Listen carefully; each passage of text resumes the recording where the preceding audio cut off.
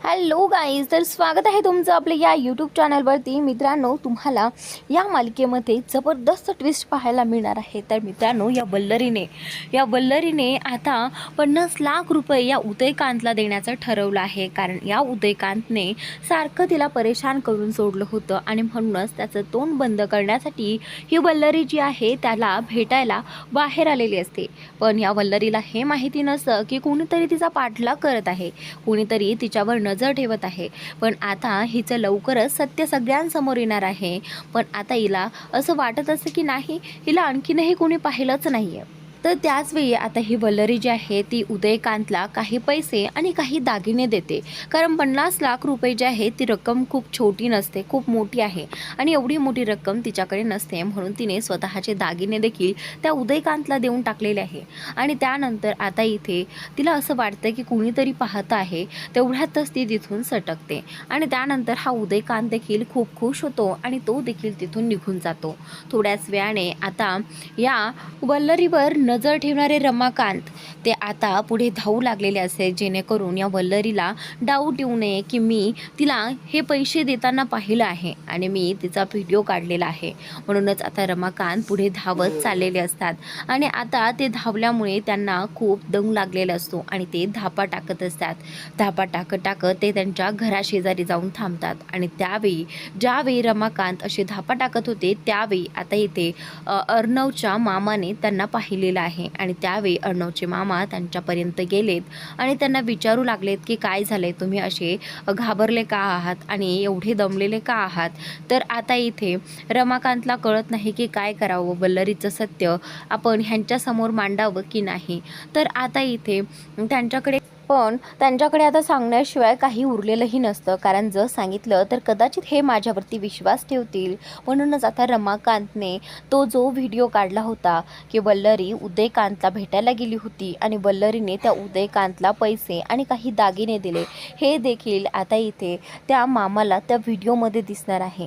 तर त्यावेळी आता इथे त्या दोघांचं प्लॅनिंग होतं की हे वल्लरीला कळता कामा नये की हे तुम्हालाही माहिती आहे आणि मलाही माहिती आहे, नाही तर आपला जो काही प्लॅन आहे ना तो फ्लॉप होईल. आपल्याला अर्णवपर्यंत हे सगळं सांगता येणार नाही. या सगळ्या आपल्याला दोघेही जण थांबवतील. त्यामुळे आता ही गोष्ट त्यांच्यापर्यंत जाता कामा नये की आपल्यापर्यंत हा व्हिडिओ आलेला आहे. तर आता मामा आणि ते दोघे जण आता एक टीम होतात आणि दोघेही जण तिथेच थांबलेले असताना आता तिथेच ही वल्लरी आलेली असते आणि वल्लरीलाही घाम फुटलेला असतो. मामा आणि रमाकांत दोघेही जण पाहत आहे की वल्लरीला कशा पद्धतीने घाम फुटलेला आहे. तेवढ्यातच आता हा वल्लरीचा नवरा म्हणजेच अर्णवचा मामा जो आहे तो तिच्यापर्यंत येतो आणि तिला विचारू लागतो की वल्लरी, तू कुठे गेली होतीस आणि मला सांग, तू एवढी घामाघूम कशी काय झाली. तर आता वल्लरी जी आहे ती बोलते की काही नाही हो, मी इथेच बाहेर होते, पण आता तुम्ही पाहिलं आहे ना किती गरमी वाढली आहे आणि त्यामुळेच मला घाम आला आहे, बाकी काही नाही. आणि मला सांगा यांना काय झालं आहे. तर आता इथे वल्लरी रमाकांतला काय झालंय हे विचारत असते. पण त्यावेळी आता इथे दोघांनीही टाळाटाळ केलेली असते. पण वल्लरीचं सत्य हे रमाकांतला आणि मामांना देखील कळालं आहे की ही नक्की काय करते आहे. आणि त्याच नंतर आता यांना माहीत झालेलं असून सुद्धा हे दोघेही जण आता यावेळी गप्प असतात. पण आता ही वल्लरी बोलते की चला, मला आता रूममध्ये जायचं आहे असं म्हणत आता ती रूममध्ये वरती निघून येते. तर त्याचनंतर आता वल्लरीच्या मागे मागे ते मामा देखील येतातच, पण तिला आणखी काही प्रश्न विचारू लागतात. पण वल्लरी त्यांना तिथेच टाळते, त्यांना कुठल्याही प्रश्नाचं उत्तर देत नाही. तर आता इकडे हा जो अर्णव आणि ईश्वरी दोघेही जण आता पैशांची व्यवस्था करण्यासाठी काहीतरी विचार करत असतात. पण आता तेवढ्यातच त्यांना आकाशचा फोन येतो आणि आकाश जो आहे तो त्यांना एक बॅड न्यूज सांगतो. खरं तर आता ही त्यांना न्यूज त्यांच्याकडनं आत्ता अपेक्षित देखील नव्हती. कारण ईश्वरी आणि अर्णवला काहीही करून ती स्पर्धा जिंकायची होती, कारण त्यांच्यासाठी ती स्पर्धा खूप महत्त्वाची होती. पण आता अर्णवला असं काही धक्कादायक न्यूज कळल्यानंतर अर्णवला खूप मोठा धक्का बसलेला आहे. तर आता इथे अर्णवला आकाशकडून कळतं आहे की आता त्यांना या स्पर्धेमध्ये पार्टिसिपेट होता येणार नाही. कारण आपल्या कंपनीचं नाव, सात्विक फॅशनचं नाव जे आहे ते लोकांनी रात्रीतूनच खूप खराब केलं आहे, असं तो आकाश इथे अर्णवला सांगत असतो. तर आता अर्णव बोलतो की काय, आणि या सगळ्यामुळेच आपलं जे काही नाव आहे ना, म्हणजे तुझं आणि बहिणींचं नाव या स्पर्धेमधून काढून टाकण्यात आलं आहे आणि त्यासाठीच मला फोन आला होता. तर आता इथे अर्णव ईश्वरीला सांगतो आहे की आपल्याला त्या स्पर्धेमध्ये भाग घेता येणार नाही, कारण त्यांनी आपला जो काही फॉर्म आहे ना तो रिजेक्ट केलेला आहे. तर हे ऐकल्यानंतर अर्णवला खूप मोठा धक्का बसलेला आहे, कारण त्याच्याकडे फक्त हाच एक ऑप्शन होता ज्यामधून ते हे पैसे कमवू शकला असता आणि आपली म्हणजे त्यांची सात्विक फॅशन ही कंपनी वाचू शकला असता. तर अर्णव पुढे आणि ईश्वरी पुढे आता फक्त एकच गोष्ट असते की आता 100 कोटी कसे कमवायचे. तर त्यावेळी आता इथे अर्णवचं आणि ईश्वरीचं डोकं जे आहे ते आता बंद पडायला लागलेलं आहे, कारण आता सारखे त्यांच्यापुढे कुठले ना कुठले संकट उभं राहत आहे. तर आता इथे आकाश, अर्णव आणि ईश्वरी सगळेजण विचार करत असतात की काय करावं लागेल. आधी जसं म्हटली होती ईश्वरी की आपल्या दागिन्यांमधून प्रत्येक दागिने म्हणजे माझे, आईचे, सगळ्यांचे दागिन्यामधून जर काही पैसे येत असेल तर त्या पैशामधून काही होत असेल तर पहा. तर अर्णवला आणि अर्णवच्या मामाला हे मान्य नव्हतं, पण आता त्यांच्याकडे कुठलाही पर्याय उरलेला नसतो. तर त्यावेळी ईश्वरी जी आहे ती बोलते की सर, मी माझे दागिने द्यायला तयार आहे आणि मला काय करायचं आहे त्या दागिन्यांचं. खरं तर आईची सात्विक फॅशन ही कंपनी आपल्यासाठी खूप महत्त्वाची आहे आणि मोलाची आहे, त्यामुळे आपल्या या कंपनीला डाग लागलेला मला चालणार नाही. त्यासाठी मी काहीही करायला तयार आहे. तर आता इथे ही जी ईश्वरी आहे ती तिचे दागिने द्यायला तयार होते. त्यावेळी अर्णवची आजी देखील बोलते की हो, मीही माझे दागिने द्यायला तयार आहे, मलाही नको आहे ते दागिने. तर त्याचनंतर आता इथे अंजली म्हणजेच अर्णवची बहीण देखील बोलू लागते की हो चिंटू, मी देखील माझे दागिने द्यायला तयार आहे आणि आपण या दागिन्यातून किती पैसे येते ते एकदा पाहूयात आणि मग त्यानंतर विचार करूयात. तर तेवढ्यातच आता इथे ही जी नम्रता आहे ती देखील तिथे उभी असते. नम्रता काहीच बोलत नाही, कारण तिला हे दागिने द्यायचेच नसतात. तिला असं वाटत असतं की सात्विक फॅशन ही कंपनी अर्णवच्या आईच्या नावावरती आहे, म्हणजेच अर्णवची आहे, आणि मग ह्यासाठी जो काही पैसा खर्च होईल तो सगळा अर्णवचाच असेल. आपण का कशाला आपले दागिने पैसे गुंतवायचे, असं तिचं झालेलं असतं. आणि या अर्णवच्या मामीने सुद्धा या नम्रताचे कान भरलेले असते, त्यामुळे ती तिचे दागिने द्यायला होकारच देत नसते. तेवढ्यात आकाश तिच्याकडे येतो आणि आकाश इथे नम्रताला म्हणतो की नम्रता, तू का अशी काही बोलत नाही आहेस, तू आण ना तुझे दागिने. तर त्यावेळी आता इथे नम्रता जी आहे ती मागे बोललीच होती की मी माझे दागिने नाही देणार. तर त्याचनंतर आता इथे नम्रताच्या बोलल्यानंतर आकाश जो आहे तो नम्रतावरती नाराज झालेला आहे. आणि त्याचनंतर आता इथे नम्रताची बारी झाल्यानंतर हे जे मामा आहेत ना ते वल्लरीकडे येतात आणि वल्लरीला म्हणू लागतात की वल्लरी, काय झालं, सगळ्यांचे दागिने द्यायला तयार झालेत, पण तू काही एक शब्द बोलली नाहीस. तुला वाटत नाही का आपली सात्विक फॅशन ही कंपनी वाचावी, तर तूही तुझे दागिने द्यायला तयार हो ना. तर त्यावेळी आता इथे वल्लरी जी आहे ती बोलते की अहो, माझ्याकडे एवढे कुठे दागिने आहेत ना, आणि जे आहेत ते मी आता सराफांकडे दिले आहेत पॉलिश करण्यासाठी. तर आता इथे मामाला माहिती असतं की ही वल्लरी जी आहे ना ती खोटं बोलते आहे, कारण मामांनी स्वतःच्या डोळ्यांनी तो व्हिडिओ पाहिला आहे आणि त्या व्हिडिओमध्ये वल्लरीने स्वतःच्या हाताने ते सगळे दागिने आणि काही पैसे उदयकांच्या हातात दिले होते.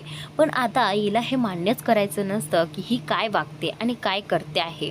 तर त्याचमुळे आता हे जे मामा आहेत ना ते वल्लरीला म्हणतात की वल्लरी, चालेल ना, मला सांग, तू त्या सराफांचा नंबर दे बरं मला, मी जातो आणि तुझे दागिने पॉलिश झाले आहेत की नाही बघतो आणि ते घेऊन येतो. तर आता वल्लरी जी आहे ती कसंही करून या मामाला टाळाटाळ करत असते की नाही, नकोय, मला आत्ता त्याची गरज नाही आहे, तुम्ही समजून का घेत नाही आहात. हे पहा, जर कमी पडलेच तर देईल ना मी माझे दागिने, पण आता सध्या ईश्वरी आणि बाकी सगळे देत आहेत ना दागिने, मग एवढ्या सगळ्या दागिन्यांची गरज कशी काय पडेल बरं तसंही नाहीच झाले त्यांच्या ह्याच्यात एवढे पैसे मॅनेज, तर देईल ना मी करेल ना विचार, असं ही वल्लरी टाळाटाळ करत असते. त्यावेळी आता मामाने समजून घेतलेलं आहे. पण आता लवकरात लवकर ह्या वल्लरीला आता धडा शिकवायचा आहे हे मामांनी ठरवलेलं असतं. तर त्याचनंतर आता ही जी नम्रता आहे ना ती हळूच तिथून सटकते आणि आता ती तिच्या रूममध्ये जाते. नम्रता रूममध्ये गेल्यानंतर आकाश जो आहे तो तिच्या पाठीमागेच रागा तिच्या पाठीमागे जातो आणि त्यानंतर आता गेल्यानंतर लगेचच नम्रताला विचारू लागतो की नम्रता, हे आजचं जे काही तुझं वागणं आहे ना ते मला अजिबात आवडलेलं नाही आहे. बघ ना, ईश्वरीने सुद्धा स्वतःचे दागिने आपल्या या कंपनीसाठी देण्यासाठी होकार दिला आहे. मग मला सांग ना, सगळे स्वतःचे दागिने देत आहेत पण तूच का अशी वागते आहेस? तर आता इथे ही जी नम्रता आहे ती बोलते की आकाश, तुला एक गोष्ट साधी का लक्षात येत नाही आहे? हे बघ, ही जी सात्विक फॅशन कंपनी आहे ती अर्णव जिजूंची आहे आणि बघ तसंही आपल्याला जर आपल्या कंपनीसाठी इन्व्हेस्टमेंट करावी लागेल तर मी देईल ना माझे दागिने, पण आपण अर्णव जिजूच्या कंपनीसाठी काय इन्व्हेस्ट करतोय? हे बघ, आपल्याला तशीही गरज पडली तर आपल्याला हे दागिने लागणारच आहेत ना आणि तसेही मी देणारच आहे. तर त्यावेळी आकाश बोलतो की पण तुला हे कसं कळत नाही आहे? जर सात्विक फॅशन ही कंपनीच नसती तर ही आकाश फॅशन ही कंपनीही नसती. तर आता तुला कळत कसं नाही? हे बघ, हे सगळं काही ना फक्त अर्णव दादामुळे झालं आहे पॉसिबल. त्यानेच मला ही कंपनी उभारून दिली.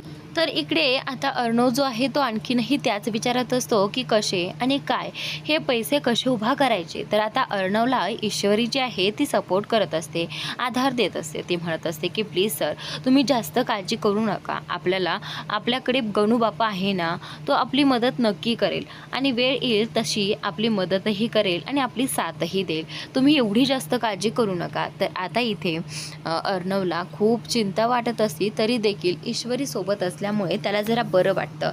तर त्याच नंतर आता इकडे हा आकाश आणि ही नम्रता दोघेही जण एकमेकांशी भांडत असतात.